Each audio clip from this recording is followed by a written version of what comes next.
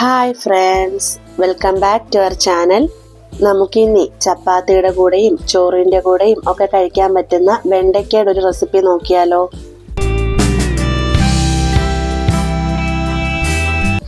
അതിനായിട്ട് നമുക്ക് മെയിനായിട്ട് ആവശ്യമുള്ളത് വെണ്ടയ്ക്കയും തേങ്ങാപ്പാലുമാണ്.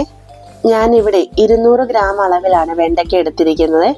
ഇതിലും കൂടുതൽ ക്വാണ്ടിറ്റിയിലാണ് വെണ്ടയ്ക്ക എടുക്കുന്നതെങ്കിൽ ഞാൻ പറയാൻ പോകുന്ന ചേരുവകളെല്ലാം അതനുസരിച്ച് കൂടുതൽ ചേർത്ത് കൊടുക്കണം കേട്ടോ.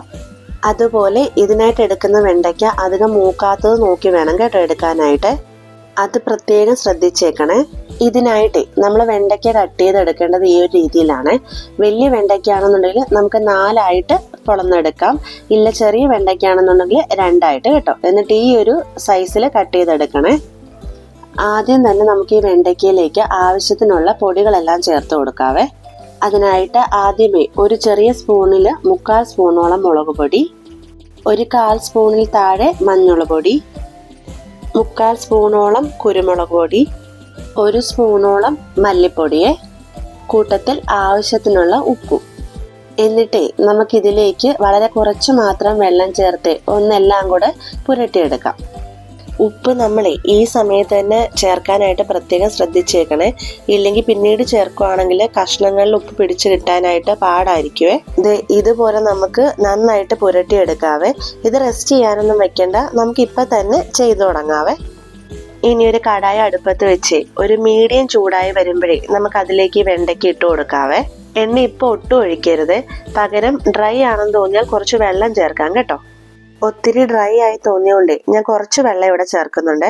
വളരെ കുറച്ച് മാത്രം മതിയേ, ഇല്ലെങ്കിൽ നമ്മുടെ പൊടികൾ കരിഞ്ഞു പോകാനുള്ള സാധ്യതയുണ്ട്. അതാണ് കുറഞ്ഞ ഫ്ലെയിമിൽ പകുതി വേവാകുന്നത് വരെ വെക്കണേ. ഏകദേശം ഇത്രത്തോളം കേട്ടോ. ഇനി നമ്മൾ ഇതിലേക്ക് ഒരു 2 സ്പൂണോളം എണ്ണ ചേർത്ത് കൊടുക്കണേ. ഇനി ആ എണ്ണയിൽ കിടന്നോണ്ട് നന്നായിട്ട് വഴണ്ട് വരണേ. ഒരുപാട് എണ്ണയൊന്നും ചേർത്ത് കൊടുക്കണ്ട കേട്ടോ. നമ്മളിപ്പോൾ ഒഴിച്ച എണ്ണ അത്ര തന്നെ മതിയാവും. അതിൽ നല്ല സോഫ്റ്റ് ആയിട്ട് കിട്ടിക്കോളുവേ. ഏകദേശം 5 മിനിറ്റ് ആയപ്പോളേ പൊടികളെല്ലാം ഇതുപോലെ വെണ്ടയ്ക്കയിൽ പിടിച്ച് നന്നായിട്ട് വഴണ്ട് കിട്ടിയിട്ടുണ്ട്. ഇതുപോലെ എടുക്കണേ. ഒരുപാട് മൂത്ത വെണ്ടയ്ക്കാണെന്നുണ്ടെങ്കിൽ ഇതുപോലെ നമുക്ക് കിട്ടത്തില്ലേ.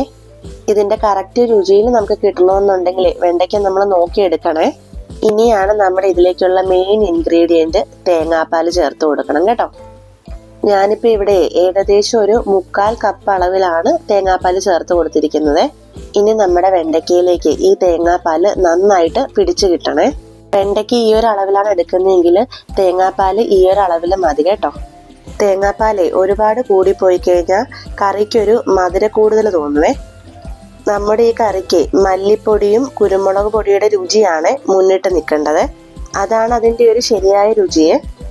ഇനി അഥവാ എരിവ് കുറവ് മതിയെങ്കിൽ എരിവ് കുറച്ചുകൊണ്ട് തേങ്ങാപ്പാൽ കൂടുതൽ ചേർത്താൽ മതി കേട്ടോ. ഈ സമയത്ത് നോക്കിയിട്ട് നമ്മുടെ ഗ്രേവിക്ക് ഉപ്പ് ആവശ്യമാണെന്നുണ്ടെങ്കിൽ ചേർത്ത് കൊടുക്കണേ. ഞാനിപ്പോൾ ഇവിടെ ചേർക്കുന്നില്ല, ആവശ്യത്തിന് ഉപ്പുണ്ട്. ഈ സമയത്തിനുള്ളിൽ തേങ്ങാപ്പാലൊക്കെ നമ്മുടെ വെണ്ടയ്ക്കയിൽ നന്നായിട്ട് പിടിച്ചു വന്നിട്ടുണ്ട്. ഈ ഒരു പാകത്തിനാട്ടോ ഞാനിപ്പോൾ ഇവിടെ എടുക്കുന്നത്. കറി ഇരിക്കും തോറുമേ കുറച്ചുകൂടി തിക്കാകുമേ. അതുകൊണ്ട് ഗ്രേവി കൂടുതൽ വേണമെന്നുണ്ടെങ്കിൽ ഇതിലും കുറച്ച് മുന്നേ തന്നെ ഓഫ് ചെയ്തെടുത്താൽ മതി കേട്ടോ. ഞാൻ ഇങ്ങനെ കുഴഞ്ഞിരിക്കുന്ന പരുവത്തിലാണ് എടുക്കുന്നത്. നമ്മൾ ഇത്രയും ഡീറ്റെയിൽ ആയിട്ട് പറയുന്നത് കൊണ്ടാട്ടോ ഇത്രയും നേരം എടുക്കുന്നത്. ഇത് വളരെ എളുപ്പത്തിൽ വളരെ രുചിയോടുകൂടി ചെയ്തെടുക്കാൻ പറ്റുന്ന കറിയാണ്. എല്ലാവരും ട്രൈ ചെയ്ത് നോക്കിയിട്ട് അഭിപ്രായം പറയണം കേട്ടോ.